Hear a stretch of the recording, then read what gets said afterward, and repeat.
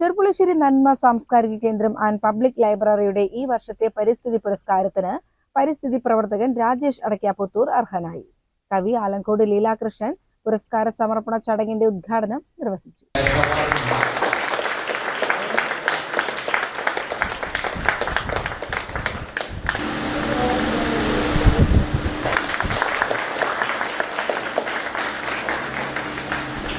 ചെർപ്പുളശ്ശേരിയിൽ നടന്ന പുരസ്കാര സമർപ്പണ സമ്മേളനം പ്രശസ്ത കവി ആലങ്കോട് ലീലാകൃഷ്ണൻ ഉദ്ഘാടനം ചെയ്തു. സാർത്ഥവാഹ സംഘത്തിന്റെ തലവൻ ആ വൃദ്ധനോട് ചോദിച്ചു, എന്റെ മൂപ്പിനെ വയസ്സിത്രയായില്ലേ, എത്ര ഈന്തപ്പനകളാണ് കായ്ച്ചു നിൽക്കുന്നത്, ഇതൊക്കെ തിന്നിട്ട് മതിയായില്ലേ, ഇപ്പോഴും ആർത്തി തീരാതെ ഈ പണി തുടരുന്നത് എന്തിനാണ്? അപ്പോൾ ആ വൃദ്ധൻ ചിരിച്ചുകൊണ്ട് പറഞ്ഞു, ഇപ്പോൾ ഈ കായ്ച്ചു നിൽക്കുന്ന ഈന്തപ്പനകളൊന്നും ഞാൻ നട്ടതല്ല, എനിക്ക് മുമ്പുണ്ടായിരുന്ന പൂർവികർ എനിക്ക് വേണ്ടി നട്ടതാണ്. അതിൻ്റെ പഴം തിന്നാണ് ഞാൻ ജീവിച്ചത്. ഞാൻ പോകുമ്പോൾ എനിക്ക് ശേഷം വരുന്ന കുട്ടികൾക്ക് വേണ്ടി എന്തെങ്കിലും ഈ ഭൂമിയിൽ അവശേഷിപ്പിക്കണം. അതിനു വേണ്ടിയാണ് ഞാൻ ഈ ജോലി ചെയ്യുന്നത്.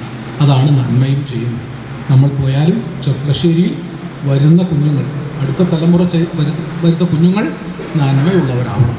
അവർ രാജേഷ് അടയ്ക്കാപുത്തൂരിനെ പോലുള്ള ആളുകളെ മാതൃകയാക്കണം. വീരപ്പന്മാരെ അല്ല മാതൃകയാക്കേണ്ടത്, അല്ലേ? വനം കൊള്ളക്കാരനെയല്ല, വനം സംരക്ഷിക്കുന്ന രാജേഷിനെയാണ് മാതൃകയാക്കേണ്ടത്. തീർച്ചയായും എനിക്ക് സന്തോഷമുണ്ട്. ഞാനിതൊന്നും സംസാരിക്കാൻ വേണ്ടി ഉദ്ദേശിച്ചു വന്നതല്ല. ഈ നല്ല കാര്യം കണ്ടപ്പോൾ നല്ലത് പറഞ്ഞു. ഈ പറഞ്ഞിട്ട് വലിയ കാര്യമൊന്നുമില്ല, നിങ്ങളുടെ മനസ്സിലെവിടെയെങ്കിലും കിടന്നാൽ അത് പ്രയോജനപ്പെടുമെന്ന് ആഗ്രഹിച്ചുകൊണ്ടാണ് ഇവിടെ വന്നതിൽ സന്തോഷമുണ്ട്. വിശേഷം രാജേഷിനെ. ചടങ്ങിൽ നന്മ വൈസ് ചെയർമാൻ കെ ബാലകൃഷ്ണൻ അധ്യക്ഷനായി. മുഖ്യാതിഥിയായ അസിസ്റ്റന്റ് ഫോറസ്റ്റ് കൺസർവേറ്റർ സുമൂസ് കറിയ പുരസ്കാര ജേതാവിന് തുകയും പ്രശസ്തി പത്രവും ഫലകവും അടങ്ങുന്ന പുരസ്കാരം കൈമാറി. സാറ് പറഞ്ഞപ്പോൾ ഞാനിങ്ങനെ വനം വകുപ്പിനെ കുറിച്ച് ആലോചിക്കുകയായിരുന്നു. ഞങ്ങളും ഇതേ പ്രവർത്തനം തന്നെയാണല്ലോ ചെയ്തു വരുന്നത്. അതുകൊണ്ട് ഒരു വ്യത്യാസമുണ്ട്, ഞങ്ങളെല്ലാം ബൗണ്ട് ബൈ ഡ്യൂട്ടിയാണ്, സാലറീഡാണ്. നേരെ മറിച്ച് ഇങ്ങനെയൊരു കൂട്ടായ്മ, പ്രത്യേകിച്ചും രാജേഷ് അടയ്ക്കാപുത്തൂര് പോലെയുള്ള വ്യക്തിത്വങ്ങൾ ഈ ഒരു സേവനം ചെയ്യുന്നത് യാതൊരു വിധത്തിലുള്ള ലാഭേച്ഛയും ഇല്ലാതെയാണ് എന്നുള്ളതാണ്. ഇങ്ങനെ ഒരു ലൈക്ക് മൈൻഡഡ് ഗ്രൂപ്പിനെ കാണുക എന്നുള്ളത് തന്നെ ഞങ്ങൾക്കൊരു പോസിറ്റീവ് വൈബാണ്.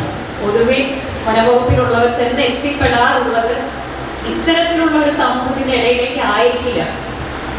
നിങ്ങൾക്ക് എല്ലാവർക്കും പത്രമാധ്യമങ്ങളിൽ നിന്നെല്ലാം വായിച്ച് മനസ്സിലായിട്ടുണ്ടാവും. അത് നമ്മൾ എത്രത്തോളം പരിസ്ഥിതിയെ സംരക്ഷിക്കണമെന്നും മലയെ സംരക്ഷിക്കണമെന്നും പുഴകളെ സംരക്ഷിക്കണമെന്നും ഒക്കെ പറഞ്ഞാലും അത് പൊതു സമൂഹത്തിന്റെ ഒരു ധർമ്മമാണ് എന്നുള്ള ഒരു ബോധം പലപ്പോഴും ഭൂരിഭാഗം ജനങ്ങൾക്കും ഇല്ല എന്ന് തന്നെയാണ് എനിക്ക് പലപ്പോഴും ഫീൽ ചെയ്തിട്ടുള്ള ഒരു കാര്യം.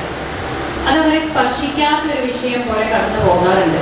ചടങ്ങിൽ അടയ്ക്കാപുത്തൂർ പരിസ്ഥിതി കൂട്ടായ്മയിലെ മറ്റു പ്രവർത്തകരെയും പ്രത്യേകം ആദരിക്കുകയുണ്ടായി.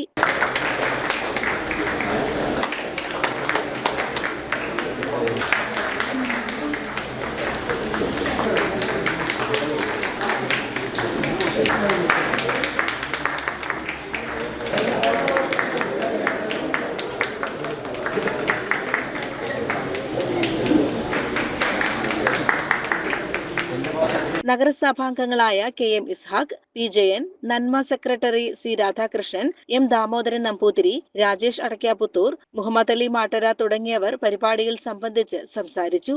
അതൊന്ന് മനസ്സിലാക്കിയാൽ മതി സാർ. അപ്പോൾ ഞാനതാ പറഞ്ഞത്, എൻ്റെ വീട്ടിലൊക്കെ പ്രശ്നമാണ്. കാരണം ഒരുപാട് കടവും ബാധ്യതവും കാര്യങ്ങളൊക്കെ ഉണ്ടായിട്ട് ഒന്നും വേണം. പിന്നെ ഈ വർഷം 2024 ഓരോ വർഷവും വനം വകുപ്പിൽ നിന്ന് ഏറ്റവും കൂടുതൽ തൈകൾ വാങ്ങിക്കുന്നത് സംസ്കൃതിയാണ്, അടയ്ക്കാപുത്തൂർ സംസ്കൃതിയാണ്. അതിനാൽ ഏത് DFO വന്നാലും അവർക്ക് അറിയാം, കാരണം ചെയ്ത പ്രവർത്തനങ്ങളുടെ ലിസ്റ്റാണ് നമ്മൾ കൊടുക്കുന്നത്. ഇപ്പോൾ ഞാൻ പലപ്പോഴും പറയാറ്, എനിക്കൊരു ജീവിതത്തിലൊരു ആഗ്രഹമുണ്ട്, ഞാൻ മരങ്ങളുടെ പേരിൽ അറിയപ്പെടുന്നുണ്ട്. നാളെ മരിക്കുകയാണെങ്കിലും എനിക്ക് ബോധമുണ്ടെങ്കിൽ ഞാൻ ഇന്നൊരു തൈ നട്ടിട്ട് എൻ്റെ ഒരു അതിയായ ആഗ്രഹമാണ്. നേരത്തെ ഇവിടെ സൂചിപ്പിച്ചപ്പോൾ സുന്ദർലാൽ ബഹുഗുണ അദ്ദേഹത്തിനെ കുറിച്ച് പറഞ്ഞു. ഞാൻ ചെറിയൊരു കോട്ടം കൂടെ പറഞ്ഞിട്ട്, അദ്ദേഹത്തിൻ്റെ പ്രഥമ കൃഷ്ണശ്രേഷ്ഠ പുരസ്കാരം ഇരിക്കുകയാണ് 2022. CCN ചെർപ്പുളശ്ശേരി.